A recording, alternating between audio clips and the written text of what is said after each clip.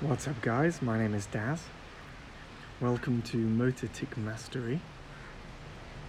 In this video I'd like to share a few thoughts about focus, and focus being a central component in, let's say, mental and emotional health. And what I've discovered is if I improve my mental and emotional health, I can stop ticking, I can stop the tics. I had it for 20 years. My mental and emotional health was pretty poor for a very long time. Hyperactive, mind all over the place, constantly thinking out there, worrying about stuff. I was just like this monkey mind, as the Buddhists call it, just all over the place. There was no focus. I had grown up into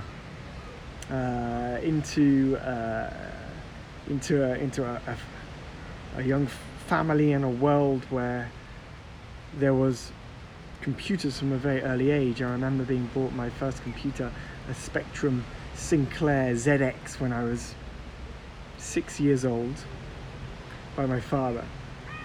And you know, I was playing computers for 20 years of my life, so it gets the mind racing. You're constantly in your head. Things are just going on. Always checking and making things. You're efficient and doing this and killing this person and trying to plan that. And like, so much mind. So much mind.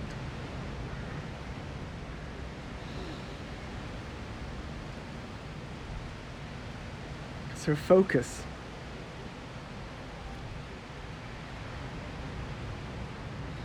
Yes, I might be able to focus on a computer screen or on the television pretty easily. And at one level you could argue, well, I am focusing on the television screen, so my focus is great. Or I am focusing on this computer game, like I'm really intently in it, you know? My focus is fantastic.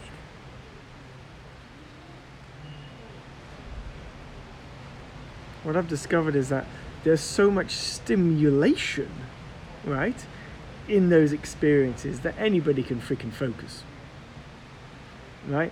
It absorbs your attention. It kind of sucks out your attention into the thing that you're looking at, because there is so much stimulation, there's so much movement, there's so much going on, there's so many things to think about or concepts to get, or it's just, it takes you out of you because you're in the soap opera or the phenomenal epic TV series, or you're in the computer game of shooting things and killing your friends who are on the other side of the world, you know? It doesn't help you be present with you. And so focus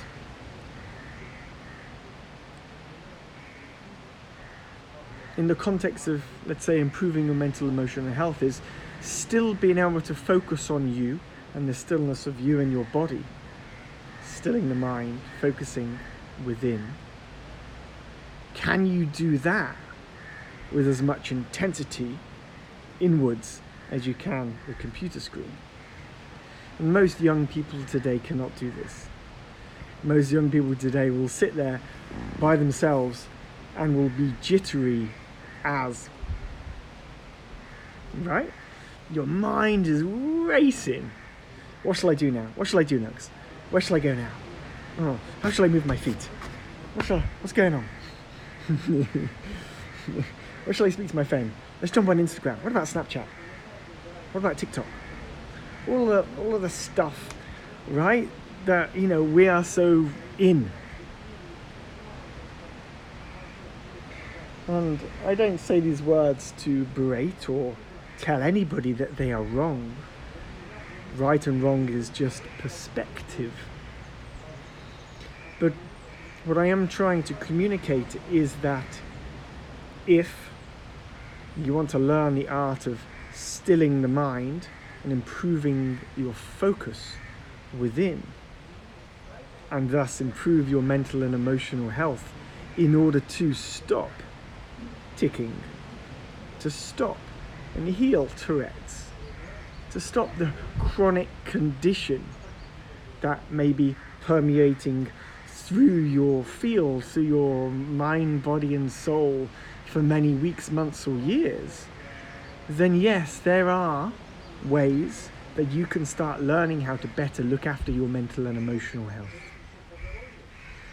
And the art of focus is without a doubt up there as those list of things to focus on and improve if you want to stop ticking.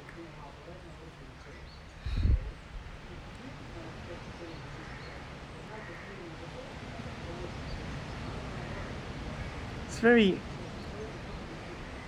very difficult at the beginning to notice how much your mind is racing, because that is all you know. If all you know is mind racing, then that is what you think is normal. And if you've learned that that is how mind works,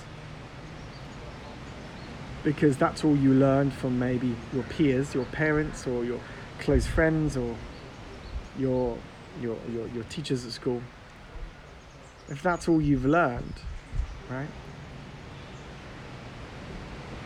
then how do you know there's something else? How can you possibly comprehend that there is something else? Because all you know is the confines of that mind. And so this is where faith comes in. I believe there's a way. There has to be a way. I believe there's a way that I can let go of this tic. I can stop this condition. I can reduce the intensity and pain and embarrassment and frustration and the constant onness of this moving body that just drives me nuts.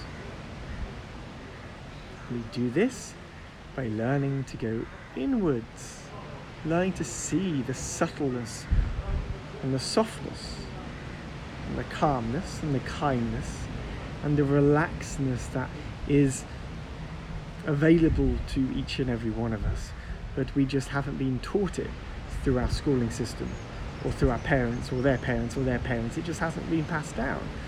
Now the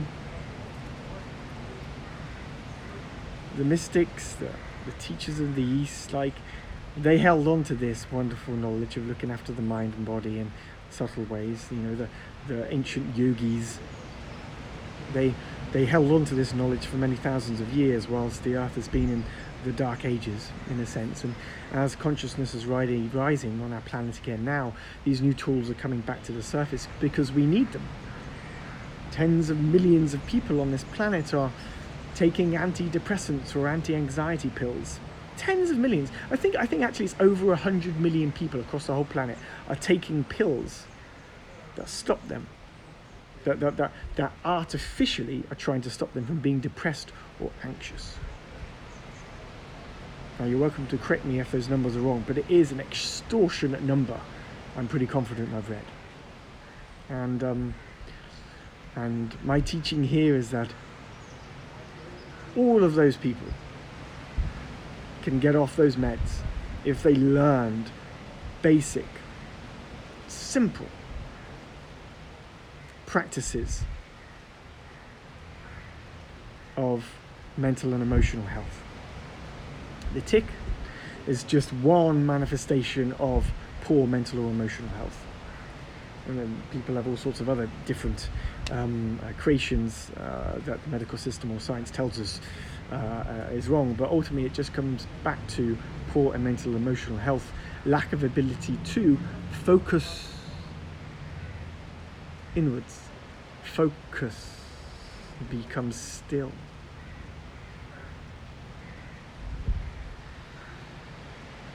There are so many tools to teach us how to become more still. I teach a handful of them in the MTM method for tics and Tourette's. But there are many, many others out there. These are just the ones that I've continued to come back to. The art of mindfulness and meditation. And quietening the mind, stilling the mind, noticing the thoughts and your mind running out of control, right? That stuff there is probably, it's up there as one of the most important tools that I've consistently practiced. for many, many months now. Many years, truthfully, myself. But you don't have to necessarily have done it for years to stop tics. So this is the art of focus, right? Learning the art of focus. There is the art of focusing externally on all the stuff that's going on in the world, which drives us mad if you watch the news. Or you can focus in the quietness of what is within us. And that's the path I've chosen, and it's healed this condition.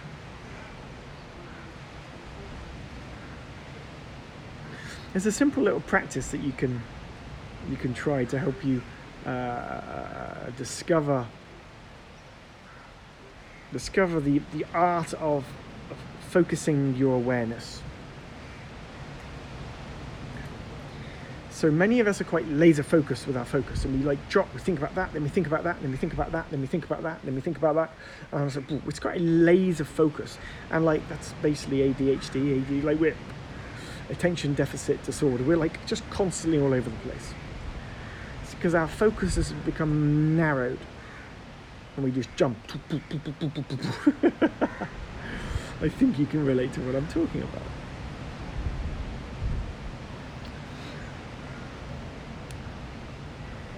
Now this subtle practice takes a while to get, but I'm going to share this with you now, and maybe you can practice it here and there in your day-to-day life.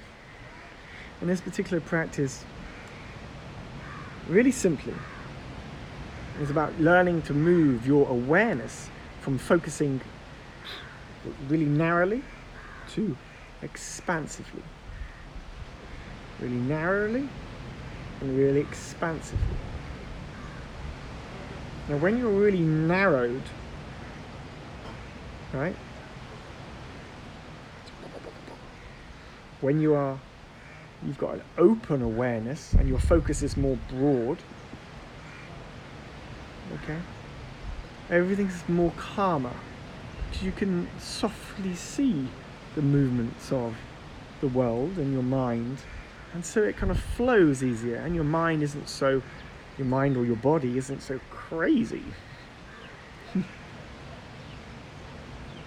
And there are techniques that we can do to learn the difference between focusing intently or focusing openly.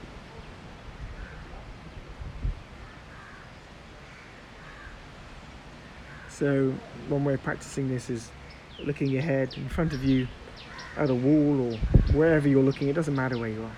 Just looking ahead. Find a spot or a speck or a leaf or a part on the wall or a poster or wherever you are. Look at the wall in front of you. Look at something in front of you and just stare. Ideally, it's much nicer to be out in nature. It always is nicer to be out in nature.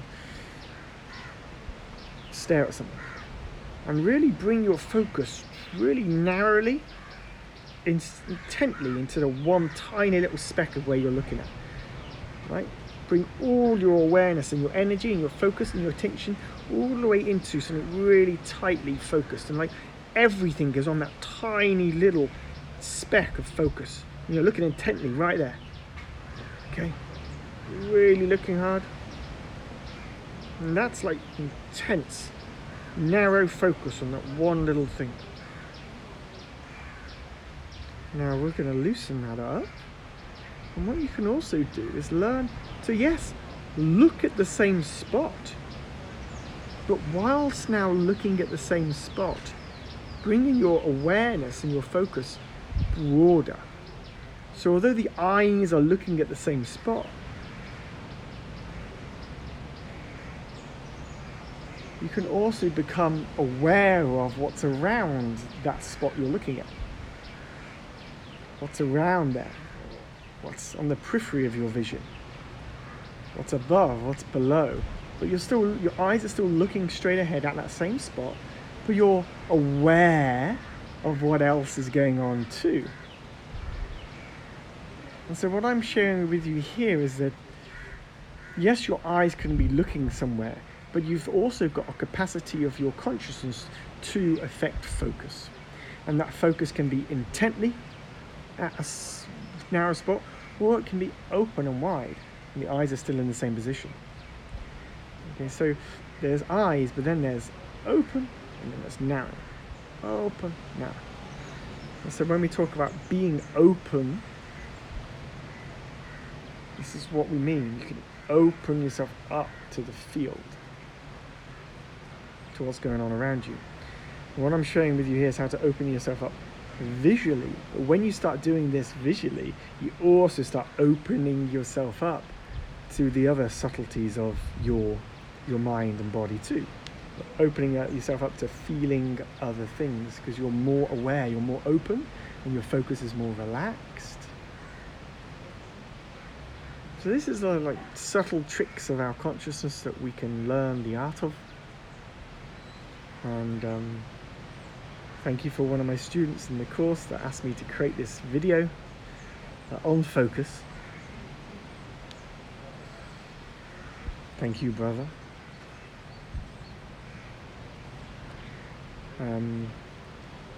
I really enjoy being inspired by the comments below and in the emails that I receive to record these videos. So please keep asking me more questions below. I really appreciate it. It keeps me rolling out and finding the nuggets and the gems that I hope to continue sharing with you. So I'll leave it there for now. That's my download to you on focus. Have a wonderful day. Check out the links below. Hit subscribe and follow and say hi. And if something didn't make sense, certainly ask me. And I will try to get back to you as much as I can. Okay. Ciao for now. Cheerio.